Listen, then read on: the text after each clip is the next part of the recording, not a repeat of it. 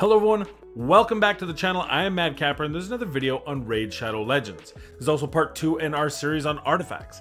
If you missed part 1, the basics, I'm going to leave a link in the description down below as well as a pinned comment. I highly suggest you check that out if you want to learn kind of the basics of how to read an artifact, how to understand the top row, the bottom row, what's good, what's not in the artifact as a unit, not as a set, but in the individual artifacts themselves, how the mechanics work, little things that you may not have known, a lot of things you probably already do know, but it's always good to have a nice refresher. Today in part 2, we're going to talk about the sets in the Ice Golem Peak. So the first thing I want to do is talk about the Ice Golem Peak itself. This is the worst dungeon, and everyone says that the mechanic is ridiculous. It's very difficult. It's not impossible. I have a 60-second farm on it. There's people that can do it in 30 seconds. There's plenty of comps out there, but it's very specific and it's very, it can go against you really quickly. The three things that there are is that A, the boss has ads, unlike the dungeons in the Fire Knight and in the Dragon. B, that the ads can be revived, and that there's a mechanic at a certain point. Not only does he revive them, but he hits your team while reviving it. And overall, it's just a very painstaking boss to fight for so little, and we'll talk about that in a second. But let's talk about the key points to know about. You can see all the information you need to know is right here on the left hand side. You see the artifacts that drop, so we will talk about them in a minute, and that's life, offense, defense, crit rate, resistance, retaliation, reflex, cursed, and taunting. And then you see the item drops here: mystery shards, ancient shards, bruise, and silver. On the right hand side, you see the stages 1 through 20 and the energy cost as well as the quality. They don't talk about rarity, but it is important to note that the rarity, I believe, changes at level 11. Please someone correct me in the comments down below if it's lower than level 11. It's either 7 or 11 where you no longer can get uncommon from the dungeons. And then once you go up, there are a few key stages that people generally want to take a look at. The first one is stage 7. Stage 7 is the bare minimum that I recommend anyone to actually farm any dungeon. If you can't get to 7, get back to the campaign. At stage 7 is where you get 5-star gear, and that's generally the first place you want to actually put some silver and invest in taking artifacts past 12 on when you're leveling them up. And it's not going to be a great percentage of 5-star, but at least you have that opportunity to get 5-star here, and it's still 10 energy as opposed to, you know, like everything from 4 to 7 is 10 energy. Then you get to 8 goes to 12 energy. So the next thing to note is right here is where you stage 10 no longer get 3-star gear, which is a good piece. A note there, you get the jump from 11 to 12, where I believe, like I said, unconfirmed, that's where uncommon gear no longer drops. And then the next big jump is right here at stage 13. That's where you can get 6-star gear. I will also tell you that 5-star gear is more apt to happen at 13 than the previous stages. As is with anything, it increases as you go up, but that's a key piece because at stage 13 you're getting 6-star gear. More importantly, arguably, than that is at stage 16. Stage 16 is where you no longer get mystery shards or bruises drops in these dungeons. They cut off at 15, so at 16 you can only get ancient shards or, of course, the artifact sets. And then the last place that you really want to hit up is, of course, stage 20. Most places stage 9 either is typically the linchpin for a lot of dungeons. Spider, and here especially, as you can see, 1631 never went back. Never planned to correct that time. Force Affinity is the hardest affinity in the early game because most of your champions will be magic out the gate, and they're the greatest number of champions, although I think that's balancing a bit. So with that said, let's now talk about the sets that you can get in, what I think of them as a bonus. To do that, let's go into filter, and we're gonna hit all our equip just so we have an idea of how much I have. I have 1,544 sets currently on my champions, and when I close it down you can see all the sets here. So let's just talk about the Ice Golem sets. So the first ones I want to talk about is life, offense, and defense. We've already talked about the Ice Golem mechanic, and one of the stopgaps at actually farming the Ice Golem is the Ice Golem itself. And the second thing is a lot of these sets have better versions of themselves. Life has Divine Life as well as Immortal Gear. Offense has Divine Offense as well as Cruel Gear. And actually it has a new one. I can't remember the name of it right now. I don't think I have anything made of it. But it's one of the... Is it the Fatal maybe? Yeah, the Fatal Gear, I guess would be the other one. That's from the Doom Tower. I did make a piece. I think I was just trying it out. And then defense. Defense does not have an upgraded set per se. It does have a couple pieces. One has like 10% of HP and 10% of, which is resilience, right? 10 and 10. And then a 4-piece set that has 20 and 20. So there are kind of upgraded sets of it, but I would argue that while it isn't, the reason why defense isn't nearly as important of a set is because defense is generally easier to obtain the number that you're looking for. Unlike attack and HP, which really don't have a effective ceiling, there is a crit cap and there is a ratio that you want to have when it comes to attack. But at the end of the day, if I have more HP on my champion, it's never a bad thing. Whereas defense can actually reduce its efficacy when you reach a threshold. Now that threshold starts around 3,800 to 4,200. There is a video, I believe Murder Inc. made one, and I believe Chosen also had one where he had a guy on a very early video where he had a guy talk about the threshold where effective HP, which is your HP when defense is taken into account, it becomes more effective to get more HP than it is more defense, and that's in that 38 to 4,200. Keep in mind that defense-based champions also have their attack based on defense, and there are certain mechanics like, for example, Valkyrie's Shield that are dependent on defense, so you don't necessarily want every champion in that range, but it is something to keep in mind when building out your champions, which, getting back to this, is why defense is a little less important of a set, especially when it's hidden behind the Ice Golem. And as you can see, I do have some life sets. I do use some of them, but at the end of the day, the life, the offense, and the defense, I don't have a whole lot of. The fourth set is crit rate. Now, crit rate, if crit rate were under any other dungeon, I think it would be a lot more usable. But the fact of the matter is 85% crit rate is not that difficult to get. In fact, depending on how you're building out your champions, especially in the early game, you can get crit rate gloves. And if we go to that 5-star place is where you kind of want to start farming, that's 50% crit rate when fully maxed out. And of course, 6-star is 60% crit rate. So a lot of the times, you only need 85 or less depending on the champion because you start at base 15.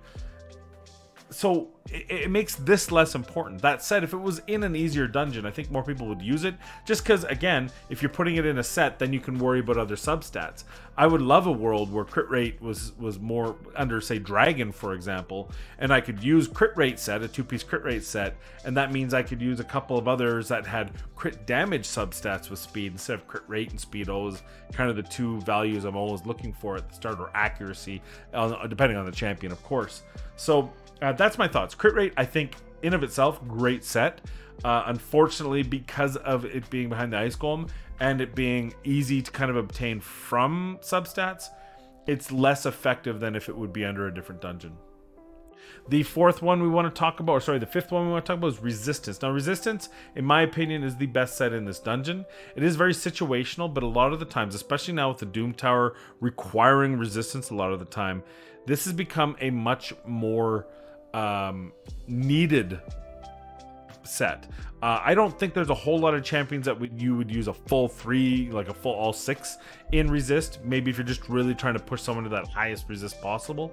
But you know, getting 2 pieces in resist gear is always really nice when you're trying to min-max those champions. I think I have around 650 currently on my Torment, trying to push him up to 700 in the current build he's in. And obviously you can see I use him a couple sets. Most of this stuff I'm probably just placeholding, not really using it for any type of resist thing. But I do farm. When I do farm, I do usually keep this in case I'm trying to round someone out and just make that resist that much better. What's next? Let's do Retaliation next. Where are you? Retaliation. Retaliation. Holy, I got a lot. Okay, this is one of the buff sets. It used to be, was it 25% or 30%? Either way, okay, so here's my problem with it. It's a 35% chance, so about a 1 in 3 chance to land. Do 10 arena fights for me and tell me how many out of those 10 arena fights last 3 rounds. If it doesn't last 3 rounds, then you're playing with RNG. If it lasts 3 rounds, then you're playing with chance, probability, and the probability is high that you'll get 1 counter attack in 3 rounds. But the probability is pretty low that you're gonna get it in the arena because not everything lasts 3 rounds. A lot of them last 1 or 2 rounds at most. With the Doom Tower, maybe. And I certainly think there are very situational pieces with the clan boss now at 35%. Maybe we can do a test one day if I can ever get some more pieces worthwhile, where we can see how much a champion does in Fury, which is more damage with less HP, and versus the Retaliation versus, say, Savage Gear. Maybe we'll be able to do that one of these days, but I just spend so little time in the Ice Golem that it might take another year before you see that video come out. So that's my opinion on Retaliation. A little bit better, very situational, probably not worth the 4 set. If it was a 2 set, but you're only allowed to use 1, like make it a 2-piece set, but it doesn't stack, then I would love the set. A 35% chance on a 2-piece, I would throw it on a lot of champions just to give that extra opportunity to do damage. But on a 4-piece set, you can tell what I think of it. The next I want to talk about is Reflex. Reflex is the worst set in the game, in my opinion. The problem with Reflex, now there are very niche situations. So here's the situation where you would, in my opinion, be able to take advantage of Reflex set.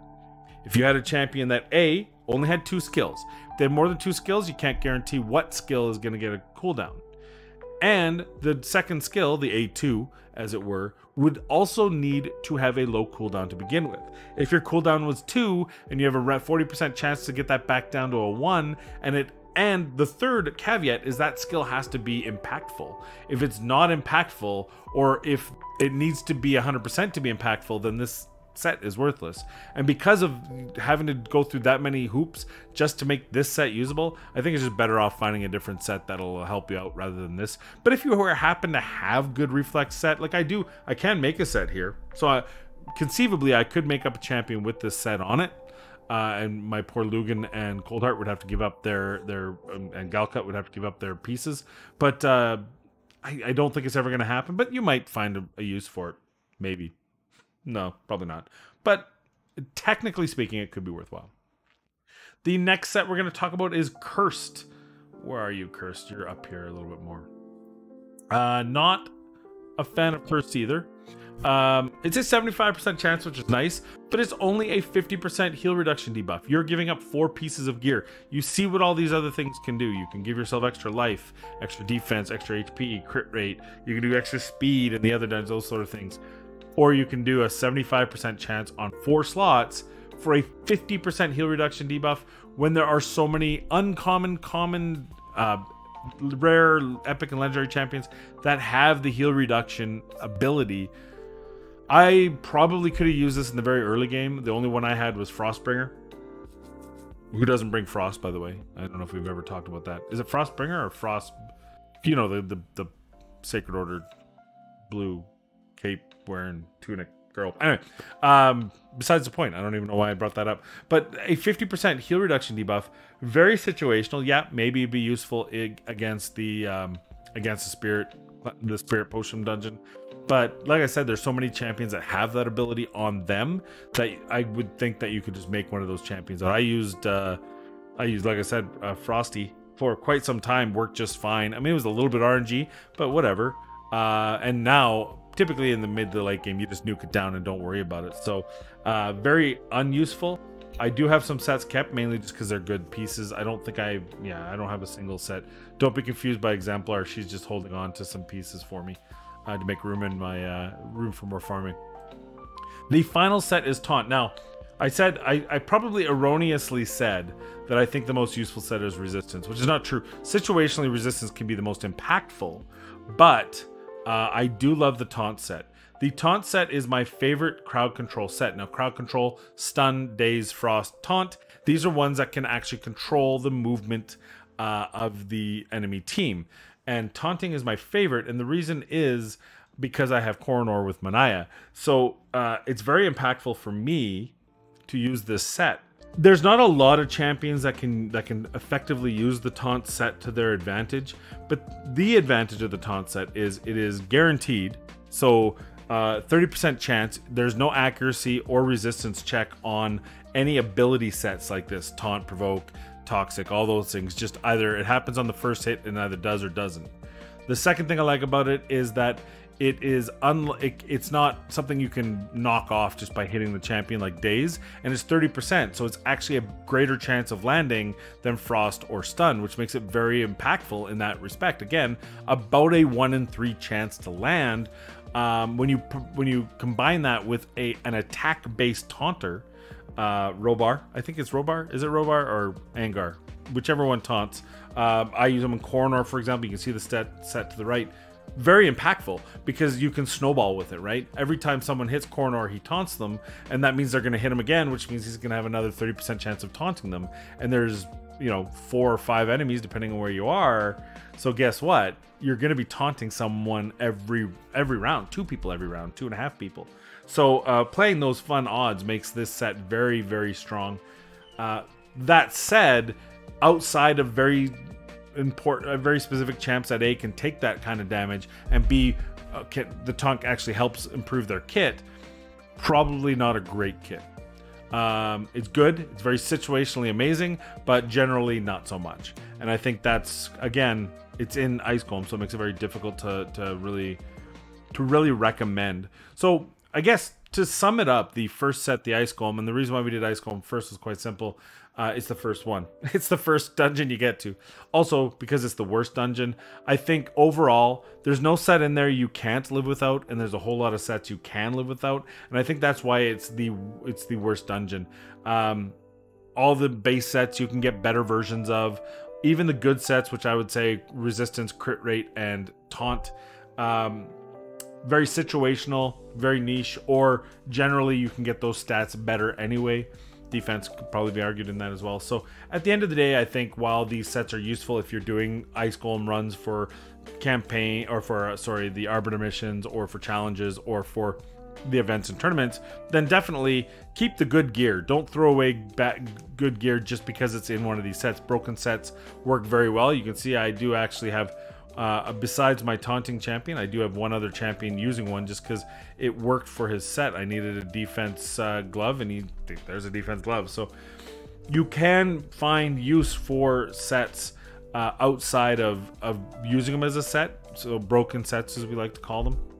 But I wouldn't go out of my way to farm Ice Golem. I think the energy efficiency is better served in the Dragon or Fire Knight.